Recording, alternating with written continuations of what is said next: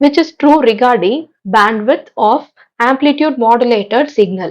So amplitude modulation amplitude of carrier signal வந்து it varies in accordance with the amplitude of modulating signal.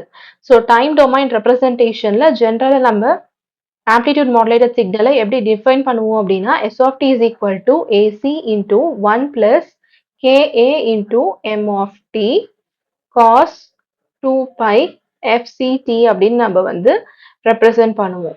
So இந்த சிக்னல்ல நம்ம frequency domainல represent பண்ணும்போது time வந்து நமக்கு frequency domainல இருக்கும்.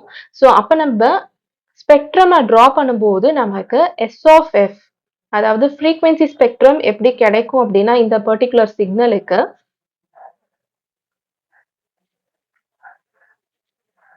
So இந்த மாதிரி நமக்கு கிடைக்கும். இதனுடைய வேல்யூ நமக்கு எஃப்சி மைனஸ் எஃப்எம், இங்க எஃப்சி, இங்க எஃப்சி பிளஸ் எஃப்எம் அப்படின்னு நமக்கு கிடைக்கும்.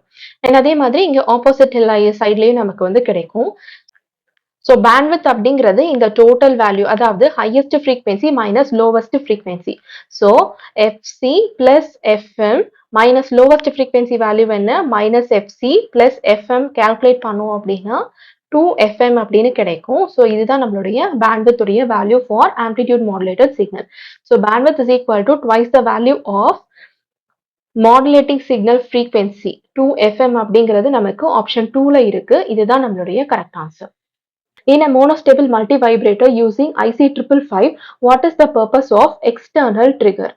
So இந்த IC555 அதாவது டைமர் ஐசியில் எடுத்துக்கிட்டோம் அப்படின்னா மோனோஸ்டேபிள் மல்டி வைப்ரேட்டர் ஸ்பெசிஃபிக்கா நம்ம பார்க்கும்போது இந்த கண்டிஷன்ல நம்ம எக்ஸ்டர்னல் ட்ரிகரா ஒரு சிக்னல் வந்து கொடுப்போம். ஸோ அந்த சிக்னல் எதுக்காக அப்படின்னா to initiate the timing interval.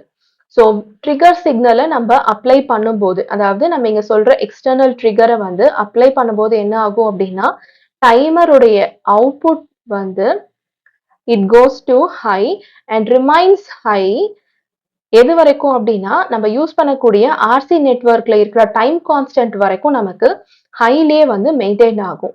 And இந்த டைமிங் இன்டர்வல்க்கு அப்புறமா என்ன ஆகும் அப்படின்னா it automatically returns to the low state. அதுதான் வந்து நம்மளுடைய ஸ்டேபிள் ஸ்டேட்டா இருக்கும். ஸோ இதுதான் பேசிக்கா மோனோஸ்டேபிள் மல்டி வைப்ரேட்டர்ல எக்ஸ்டர்னல் ட்ரிகர் நம்ம அப்ளை பண்ணதுக்கு அப்புறமா நடக்கிற ஆப்ரேஷன். ஸோ நமக்கு அதோடைய பர்பஸ் தான் கேட்டிருக்காங்க which initiates the timing interval. So இந்த ஆன்சர் நமக்கு ஆப்ஷன் 3 கூட மேட்ச் ஆகுது. ஸோ இதுதான் நம்மளுடைய கரெக்ட் ஆன்சர்.